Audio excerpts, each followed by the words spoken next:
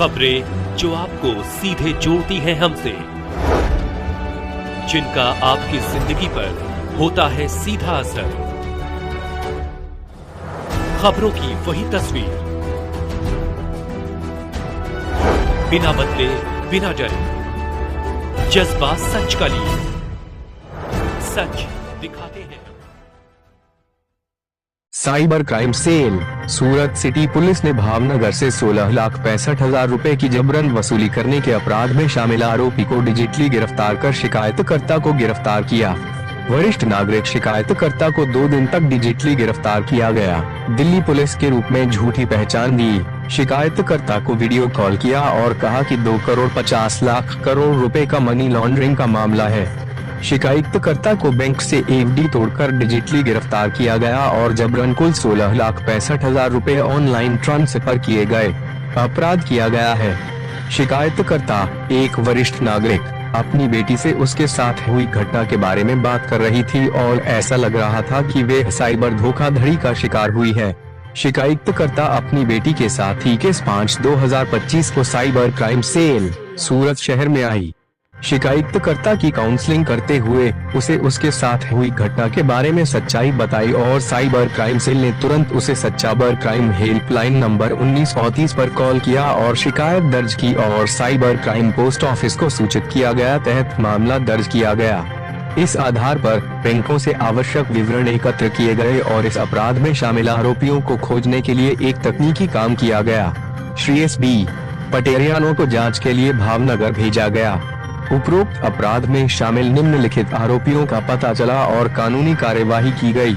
राजू भाई, पिता का नाम भरत भाई भीखा भाई परमार, USA, 38, व्यवसाय मजदूर, निवास श्री नंबर 3, शीतला माता मंदिर के पास, मारुति नगर, घोघा रोड, भावनगर। शिकायत में उल्लिखित राशि में से शिकायतकर्ता के 50,000 रुपए शिकायतकर्ता के बैंक खाते में जमा किए गए हैं और यह पता चला है कि यह बैंक खाता सह आरोपी कृष्ण कुमार दिगंबर भाई पटेल को कमीशन पर उपयोग के लिए दिया गया था।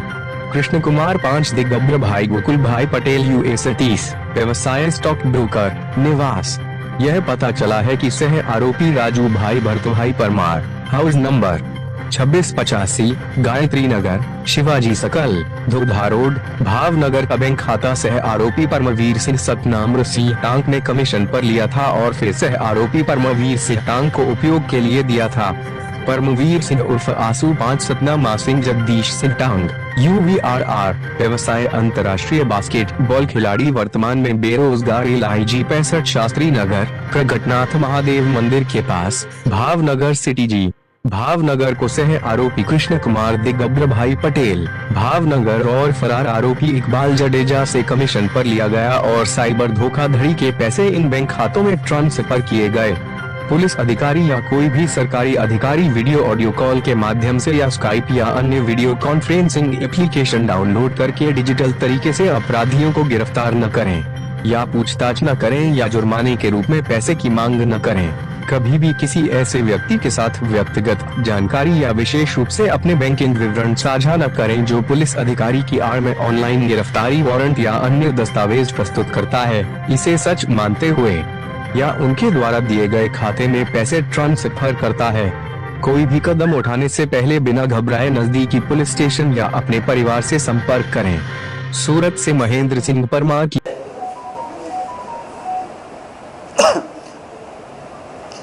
सूरत शहर में एक सीनियर सिटीजन ने फरीથી साइबर क्राइम नामा डिजिटल एरेस्ट नाम थी 2 દિવસ સુધી डिजिटल एरेस्ट राखी અને 16,65,000 જેટલા એમાઉન્ટ ટ્રાન્સફર કરાવવાની એક ફરિયાદ सूरत साइबर सेल ने मળી હતી।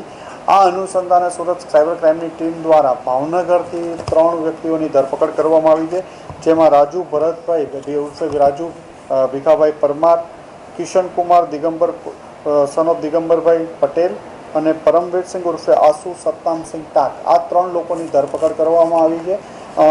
રાજુ પરમારે પોતાનું એકાઉન્ટ પૈસા કમાવા માટે કિશનને ભાડે આપેલું હતું। કિશને આ એકાઉન્ટ એક નેશનલ બાસ્કેટબોલ પ્લેયર છે પરમવીર સિંહ, જે અંડર 19માં 6 વર્ષ સુધી રમેલો છે, એમને આપેલું હતું। અને આને પરમવીર સિંહની ધરપકડ થતાં એમની પાસેથી અલગ અલગ બેંકોની 11 જેટલી ચેકબુકો 4 જેટલી પાસબુકો, અલગ અલગ ડેબિટ કાર્ડ 15 જેટલા મળ્યા છે અને આ એકાઉન્ટ્સો ઉપર અત્યાર સુધી વેરીફાઈ કરતાં 40થી વધુ NCCRP પોર્ટલ ઉપર ફરિયાદ છે. આમ જે એક સિનિયર સિટીઝનને તમારા એકાઉન્ટમાં 2.5 કરોડ જેટલો ફ્રોડ થયો છે, મની લોન્ડરિંગનો કેસ થશે એવી ધમકી આપી 2-2.5 દિવસ સુધી આ લોકોને સિનિયર સિટીઝનને ડિજિટલ એરેસ્ટ કરવાનું નામે એમની પાસેથી 16.5 લાખ રૂપિયાનું ફ્રોડ થયો હતો. આ લોકોની 3ની ધરપકડ કરી અને વધુ આગળ તપાસ ચાલુ છે.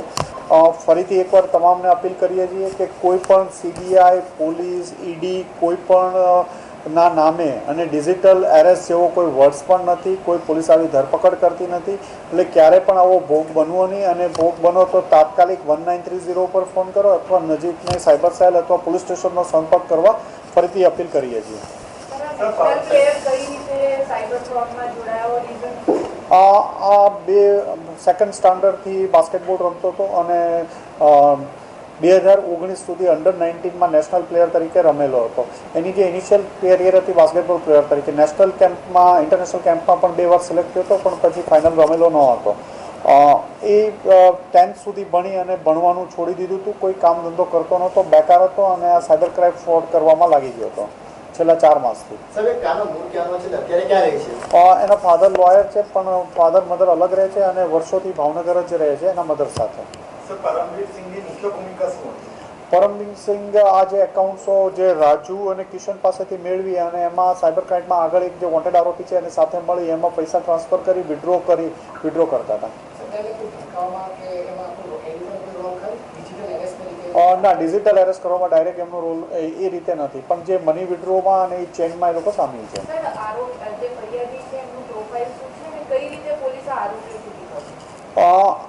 એમના એકાઉન્ટમાં જે પૈસા સાયબર ક્રાઇમના જે 16 લાખના ફ્રોડ થયા હતા એમાંથી અમુક રકમ આ એકાઉન્ટોમાં ટ્રાન્સફર થઈ હતી.